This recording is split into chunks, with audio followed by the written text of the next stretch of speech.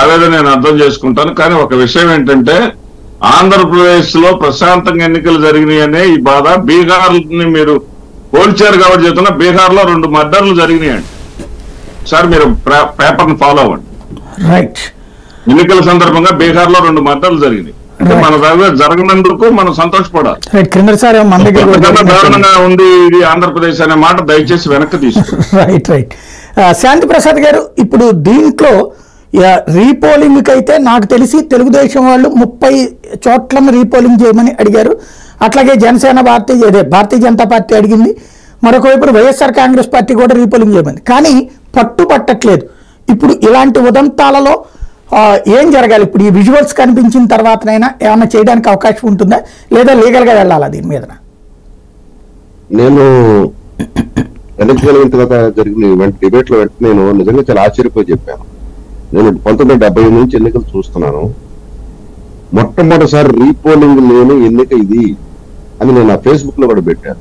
ఇది చాలా విచిత్రంగా కూడా ఉంది అని. ఎందుకంటే సాయంత్రానికో లేకపోతే మరుసటి రోజుకో ఆ డిమాండ్ వచ్చేది. 1-2 రోజులు రీపోలింగ్ అని అనౌన్స్ చేసేవాళ్ళు అధికారులు, అక్కడ పరిస్థితి మదింపు చేసి ఏ మేరకు అక్కడ దెబ్బతిందని దాని మీద ఓటింగ్ పర్సంటేజ్.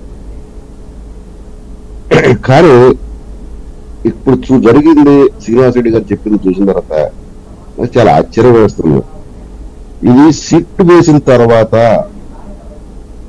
బయటికి రాబడిన సమాచారం, లేకపోతే గొంగీస్ కప్పేసేవాళ్ళు.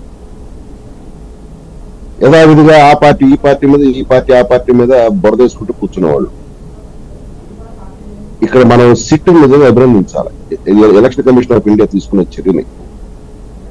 కాబట్టి మనం ఇక పోలింగ్ ఏజెంట్ లేకుండా చేయటం అనే మాట చెప్పారు సార్. ఇక్కడ మీకు తెలుసు, నాకు తెలుసు, అక్కడ ఉన్న ఆ ప్లేస్ ని బట్టి ఒక గది ఉంటే ఒక గదిలోనే ఎన్నికల ఏజెంట్లని కూర్చోబెడతారు. ఆ ఈవీఎంలు వాటిని అధికారులు అక్కడ ఉంటారు. అక్కడ స్థలం లేకపోతే, లేదు విశాలమైన స్థలం అనుకోండి, 1 గది 2 గదులు అనుకోండి, ఒక గదిలో పోలింగ్ ఏజెంట్లు కూర్చోబెట్టి వాళ్ళ దగ్గర ఈ వచ్చిన ఓటర్ ని చూపించి ఆ నెంబర్ ప్రకారంగా నమోదు చేసి సంతకాలు పెట్టిన తర్వాత 2వ గదిలో ఈవీఎంలు ఉంటే ఆ గదిలోకి పంపిస్తారు.